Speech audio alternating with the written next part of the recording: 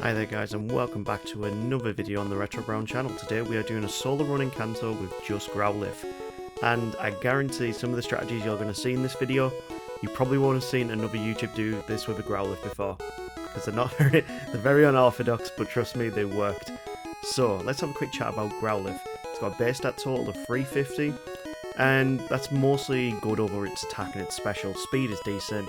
HP and defense pretty abysmal really. Also means we've got some good strategies we could actually use. Our rival for today is going to be Stapper, one of our new subscribers who happened to join during the month of Retro Brown back in December.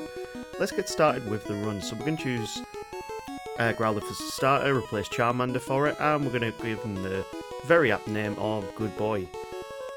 We don't really start off with the greatest moveset. We've got Bite, which is a decent 60 power move, and we got Raw, so at least we've got something we can alternate when we come to Brock. Bite is going to be very good in these very early games as well, because, well, it does pretty good damage against the Squirtle, and the Squirtle doesn't have any water-type moves at this point. One of the downsides of a Growlithe, starting off with a Growlithe, is the fact we don't actually get Ember until level 18. Yeah, pretty much the reason for this was because you got Growlithe so far into the game, around about that level 18 to 23 sort of level. That's the sort of, that's the reason why Game Freak gave them level up moves at certain points. We don't really have too much issue against the... Oh, we actually do have quite a few issues against the Light Years Trainer. It means we need to go and level up a little bit more. And as long as we don't get sand attacked against the rival West of Viridian, we should be okay. We do get sand attacked a couple of times, but Squirtle comes out and now does have Bubble, which is really annoying, but doesn't seem to want to use it yet. It just keeps going for Tackle and for Tail Whip. But we get an easy win, level 10, and we can move back over to Pewter and see if we can challenge Brock. What's going to be annoying is the best fire move that we can actually get is Fire Blast, and that's locked all the way in the late game towards Blaine, and by that time we'll probably have just got Flamethrower. Which means we're going to have to rely a lot on our TM moveset to get through this game. Dragon Rage, if we actually started off with that, would actually be pretty cool, but we don't start off with that move. You might see there's like a little menu bar that's appearing at the bottom that it used to appear on my earlier videos. I can't remember how I used to get rid of it on Open Emu, but for some reason I can't get rid of it now. I've switched machines onto a larger machine. I can't get rid of it. Anyway, let's go into the Brock battle. We've got Bite to work with. It does decent damage. We can get quite a few crits because we have an alright speed stat. And we're moving to level 15 going into the Onyx. Now when it uses Bide, we're going to alternate between Raw. That way we can't get hit by the recoil damage from Bide. Bite also has the chance to flinch as well, which is perfect. But yeah, we do have a few problems, and Tackle does eventually take us out. So we need to go up to level 16 just to give ourselves a little bit more to work with. 52 HP is easily a lot better to do this Geodude fight with. For some reason he only seems to go for the defense curl, and until that later half of his HP, and I couldn't understand why, but Gen 1 AI is very, very weird. The next TM that we can actually learn will be Bide, but it's not really something that I want to go out of my way to learn. So, really the first proper TM that we're going to get is going to be Body Slam or Dig over in Cerulean and the SSM respectively. So, because we've got up a couple more levels, we're doing a little bit more damage out. Bite's doing decent damage, and when Brock finally goes for the final Bide, we've got 10 HP, so we just had to go with it, and a couple of bites took him out. So Growlithe got its first badge, and we can move on to Cerulean with the rival. Now the rival, he starts off with his Pidgeotto. You might be wondering why I haven't gone against Misty yet. Well, I mean, look at the type of Pokemon we are. We're a Fire-type Pokemon, and she's a Water-type Pokemon with Bubble Beam, so yeah, we don't really have the greatest matchup. We need some other moves, or we need to get up some more levels for it's actually going to be viable. Bite is definitely the best thing for the Squirtle, and we do take quite a comfortable first time win against the rival on Nugget Bridge. We can go and pick up Dig from this rocket in the back garden of Cerulean City. I kind of always hate that you have to go through this little route just to get through. It kind of makes sense so you don't go straight over to Vermilion straight away. But I always found it a little bit annoying. It's not too hard of a battle, but you get a fantastic move in Dig. In Gen 1 it's 100 base power, 100% accuracy, but it's a 2-turn move. And considering we can't learn Earthquake, we're probably going to be keeping Dig for quite a long time. But on the SSM we can pick up TM08, which is Body Slam, and this is going to really speed up the run, because up to this point it hasn't been a quick run. Body Slam has also got the chance to paralyze Pokemon as long as they're not a normal type as well. That's a weird little mechanic in Gen 1. If you are the same type of a move, so like Body Slam is a normal type move, but it has a chance to paralyze. But if you are a normal type Pokemon being hit by Body Slam, you don't get paralyzed. Just like if you're a fire Pokemon and you get hit by Ember, you cannot be burned. But now we have Body Slam, it actually makes the Misty fight very, well, actually viable. We get the paralysis on the Starmie, meaning we can now outspeed, and 2 Body Slams takes her out, giving us the win. We are quite high level for this, but it means we can now move on to Rock Tunnel, and especially that gives us the challenge of the Exploding Hiker. Because we've got Dig on our moveset, this is a very, very easy fight. And the most annoying thing about this fight is the fact that they do have Rock Throw, and we are also going into this fight poisoned. This is yet another run that I've gone on where status effects just seem to hinder us so much, and they were very more prominent in this fight, in this run, than they were in others. Moving into Lavender Tower, we have another fight with Stapper, and considering we're level 29, it's one of the easier rival fights in the entire game. But Ember is just, even though we got the stab on it, it's just not a good move. As you move into that mid game, Water Gun on the Wartortle does big damage, but with the paralysis, it gives us an avenue to take him out, and we are going to get rid of Bite for takedown. Yes, we have the flinch damage, but in Gen 1, takedown is a 90 base power move, so we need that extra bit of bulk. And we do have Body Slam, which is a great move as well. So this brings us on to Erica. Now we are a fire type Pokemon, but just look how much damage Ember's actually doing. It's not even doing a quarter on the Victory Bell. We are going to use it against the Tangler, but to be fair, Body Slam's just doing more damage. Moving into the Vileplume, and she uses a big Petal Dance, which is not going to be great. The worst thing about this, again, is the fact we're poisoned. This is the second major fight where we're actually poisoned, so it's really annoying. We do take a first time victory though, and we can move on to Giovanni. Now, the reason why I've kept Dig this long is pretty much just for Giovanni. Ground type moves are super effective against most of his Pokemon, and the Rhyhorn's really not going to do too much on us. It goes down to nearly 1 Dig. And we move into the Kangaskhan, who is the biggest threat here. We have picked up Double Edge because it's more powerful than Takedown. I mean, yes, it does have the recoil, and I'm not really one for recoil moves, but it gets us through the fight quite comfortably. From that, because we missed out Surge earlier, it makes sense to now go back and fight him now. It's going to be the easiest fight in the entire run though, because we do have Dig, we've got Body Slam, and we're quite a high level, so we are going to outspeed most things. And the Raichu strangely does tank a Body Slam, even with its bad defences. But Surge goes down, we take another badge, and we've now got 4 badges to work with. We're going to move over to Saffron City in Silphco now, where we go against the rival. We have got quite a lot of levels, and we're only just matching his team's level. We are not dealing out very much damage whatsoever. Even that 70 base attack is just not really doing much for us. We're going to have to rely on Dig. We're going to still have to rely on Ember. We don't get Flamethrower until level 50, so Ember is technically our best fire move for a while now. We do manage to get to the Blastoise, but at this point, yeah, it was just not dealing enough damage out even with Body Slam. So we're going to have to get up a couple more levels just to make this viable. So that means we can also learn Agility at level 39. And we are going to utilise the Badge Boost glitches a little bit here in this run, because this is going to be a very tedious run. We saw that on the Arcanine run right at the beginning of my channel. I think it was episode 10 of the Kanto series. We're now on episode 70 odd. So it's been a while since we've seen anything from the Arcanine line. Those few extra levels and the badge boost gives us enough to beat the rival in Silphco, mean we can move on to Giovanni. So let's have another chat while Giovanni's fight's going on about the other types of moves that we can learn. We can learn Rest, we can learn Substitute, we can learn Reflect, we can learn Mimic, and we can learn Toxic. All good moves, but they're used more in the stalling strategy sort of play. You would have thought with the likes of Growlithe or an Arcanine run, you'd be going for pure power and trying to one-shot most things. That's viable on an Arcanine, but it's not viable on a Growlithe, meaning we are going to have to think of a different strategy to work with. now we've beaten Silphco, we can go into Sabrina, and most of the Pokemon are very defensively weak, but we're also especially not the greatest Pokemon, meaning we do lose the Kadabra on the first try. What I should have been doing was just going straight for Body Slam, because this is a fight where we can just sweep with Body Slam. We set up a couple of agilities just for a little bit of insurance. Body Slam's really not doing much even with the badge boosts. It does have a Reflect Up, but yeah, either way, fully badge boost Body Slam is still not taking out most of the Pokemon in one hit. We just get quite lucky that she doesn't actually use Psychic on us, and we take the win, meaning we can now take a ride down the bike path and head over to Fuchsia City to beat Koga. We've still got Dig on our moveset, and this is going to be key to this fight as well. Poison type Pokemon are weak to ground type moves.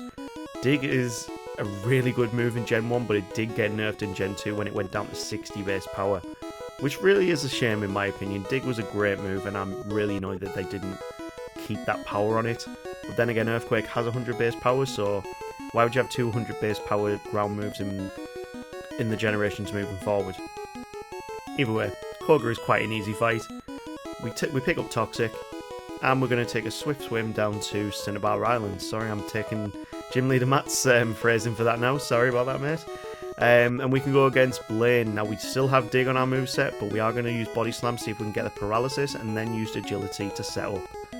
We don't get the Paralysis, but we are setting up with Agility, meaning Dig will do a lot more damage. We are level 46 here, so we're just about matching his team. His Arcanine is level 47. It's quite weird. He goes from level 42 Pokemon to a level 47. It's quite strange. But just because we have Dig, we can actually move on. We can actually pick up Fire Blast as well. So we've actually got a good fire move to use now. But I honestly don't feel like we're going to need it for too long. Because, yeah, Fire type is not very good in Gen 1. I mean, the Magmar run did do pretty well, but we started off with decent fire moves, and we got them a lot earlier level than we did with Growlithe. It's very strange that we get Flamethrower at level 50. It's very, very strange in my opinion. But it's great that we got Dig, otherwise this might not have been possible this run. We do start missing with Rhydon, but we're going to use Fire Blast for the win, just so we have used it.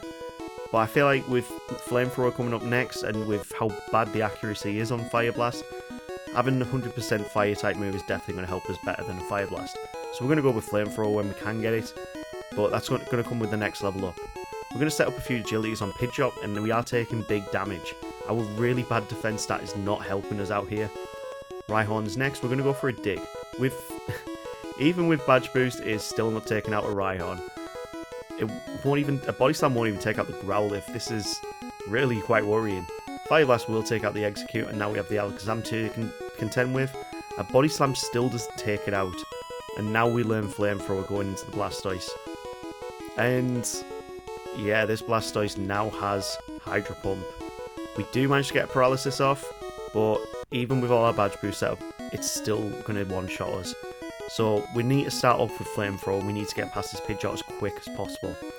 The Rhyhorn is usually the safest Pokemon to set up on. Even though it has just dropped our defences, it's adding to our Badge Boost glitch, meaning we are going to deal out more damage, and this time Dig is a one-shot KO. Dig will also be a one-shot KO on the Growlithe, and Flamethrower will be a one-shot on the Execute. Alakazam, will it be a one-shot now? It's still not a one-shot, but with the Paralysis helps us out there. And we're onto the Blastoise, and Body Slam is easily our best move to be using here. We do try Flamethrower just to mix it up a little bit, and we finally get the win. This took quite a few tries, I'll be completely honest. And now I'm worried for the Elite Four. Lorelei is the first up, and she uses mostly Water-type Pokemon, even though she is supposed to be the Ice-type trainer. Ideally, what we want is to get past this Dugong with as much HP as possible, and to have set up our Badge Boost. Because then Flamethrower will do big damage on the Cloyster, and Slowbro is going to be also one of the bigger problems. Body Slam doesn't do much, Flamethrower arguably does a little bit more, and they are just chipping away at us with their Water-type moves. We get through to Lapras, and Flamethrower here is the best move to use, but Hydro Pump still does massive damage throughout all of that. So, at level 57, we either need to go and level up a bit more, or we might just get lucky. I'm not too sure at this point. Cloyster at level 57 now with a crit is a one-shot, and we're just going to use Flamethrower to get through this fight as quick as we can. with that stab bonus, it's easily the best move to be using. It does take out the Jinx in 1 comfortably, and we are going to see if we can... Oh, we tank with 2 HP against the Lapras. She goes for a Super Potion. That retroactive Super Potion saved us. We can move on to Bruno, and the Elite Four is properly underway now. We are under level 60 doing this. Level 57, we're going to set up on the Onix, because it can't deal much damage out, and once it goes for Rage, pretty much we're fine. We've set up our badge boost, and we can sweep from here. Flamethrower is a great move for these Pokemon, even against the Onix, even though it's not very effective. And Machamp is last. It's going to take 2 Flamethrowers with the burn to take out Bruno. First time victory, which I was quite happy about. And that brings us on to Agatha. So Agatha, if we can get our digs off, we actually might have a chance here, but we are not very fast compared to our Ghost-type Pokemon. The worst thing that can happen here, we can get put to sleep. So we're going to try and set up on the Golbat. It does have Haze, and we do get confused. But we have set up a couple of agilities, and then she goes for Haze, which means we're also not confused now. So it might be better me trying to set up on one of the other Pokemon. We do outspeed the Haunter, and we can take it out with 1 dig. We outspeed the Arbok, and it's going to be a 2-hit with a dig to take it down. We're on to the final Gengar. We do get Toxic, which is not good, but a dig does big damage, and then 2 Flamethrowers give us the win. So we actually get a first time victory against Agatha, which I was not expecting, and we're doing surprisingly well despite our level. This is all going to come to a spearhead really at Lance though, and that is purely just down to this Gyarados. 1 Hydro Pump just decimates us. Gyarados is an extremely powerful Pokemon, and I tried this so many times. Even if you can get past the Gyarados with good luck, you then got to contend with the Dragonairs, and they're actually really annoying when they use Hyper Beam. We can set up our agilities, Slam will just chip away at us, but Body Slam's not even doing over. It's only just doing about half damage. Flamethrower is still not doing very well, and then a Hyper Beam takes us down. So I tried this a lot, and I had to change up my strategy. And the way that we managed to get through, this is where I was saying right at the beginning that I had to use some strategies you probably would never have seen on a Growlithe before. We had to start using the Substitute Rest strategy. That way it gave us chances to set up our agilities.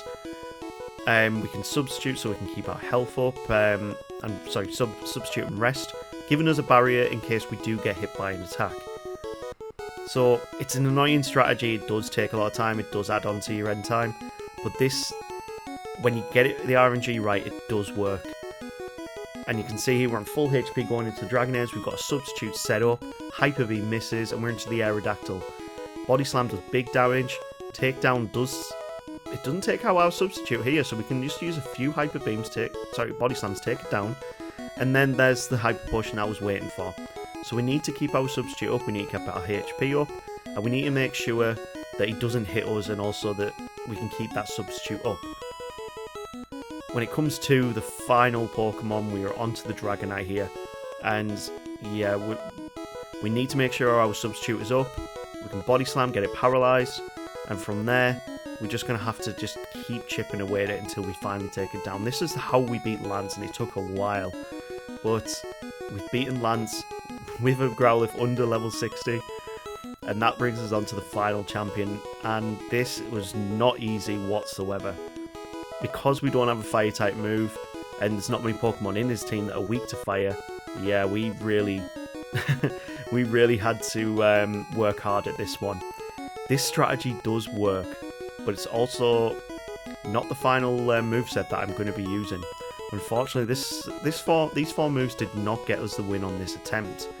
The Pidgeot keeps breaking through our substitute, and yeah, that Sky attack is just doing big damage, so we have to keep using substitute. We are losing HP. I need to keep the HP up with rest, and thankfully we managed to take it down.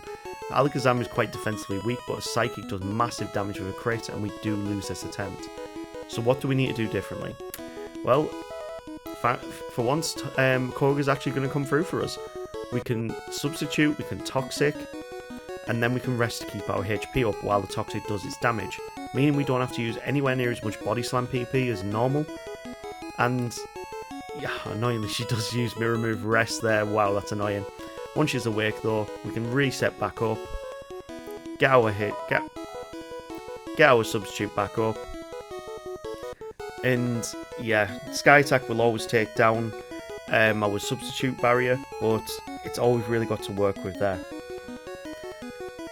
And she actually uses Mirror Move Substitute herself, so it's quite...